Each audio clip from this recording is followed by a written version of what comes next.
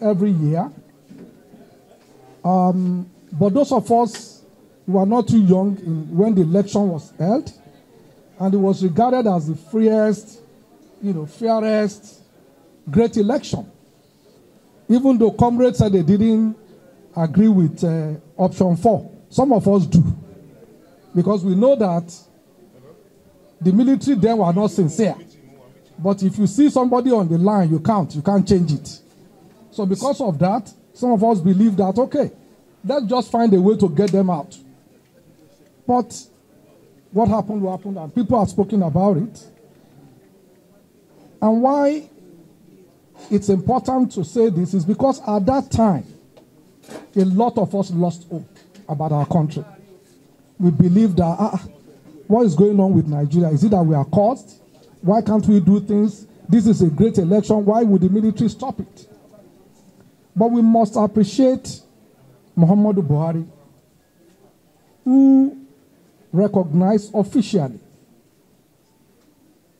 that election, who recognized June 12th officially, and gave our father the title GCFR, which is the highest honor that this country can bestow on anybody.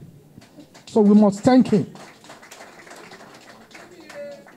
So we must also thank the current president, Abiola Ahmed Tinubu, who was part of the process. And like my sister said, that's why the appellation, renewed hope, makes sense. And I've seen people complain that, okay, he got it wrong by saying renewed hope, that the past government, they were saying all sorts of things. But people must have understanding of history. Where are we coming from?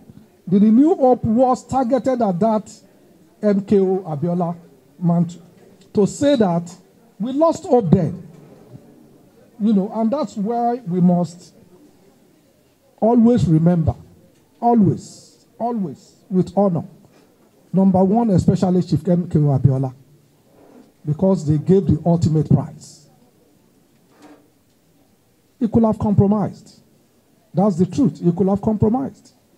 Some of the people, like Mr. Adeniro said, some of the people that they were together, they compromised. So he could have compromised, but he did not. May his soul continue to rest in peace. May Almighty Allah grant him a journey of redemption, inshallah. And then, of course, many other people. His wife, Kudrat Abiola, may her soul rest in peace. General Musa Yar'Adua, Pa Alfred Iwani.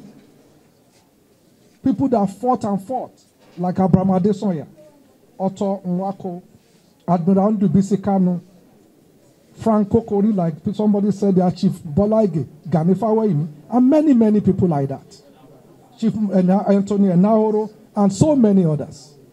Those that were still living, we must respect them. And that's why it's important that all of us here, we must teach our children history. Because when I go on social media and I see how some young people, how they abuse our leaders, I just cry. People talking to Professor Wole Soyinka as if, are we okay? When we are talking to people that elevated this nation. So people like General Aniakene Ade, Professor Bolaji Akinyemi, Ralph Obiora, Colonel Adebayo, Femi Falana, Olisa Agbaka, those are people, they are alive. And they fought to say we must have democracy. But we now have it. We now have it. As tortuous as it could be, as rough as it was, we now have it. But what does it say? What does democracy mean? It means that we must resolve our differences without violence, without too much rigidity. That's what it means. So all of us, labor, NGO, government must understand that. That's the essence of democracy. It means that majority will have the day, but the minority must also have their say. And that is the bottom line. So the rigidity will not solve the problem for us.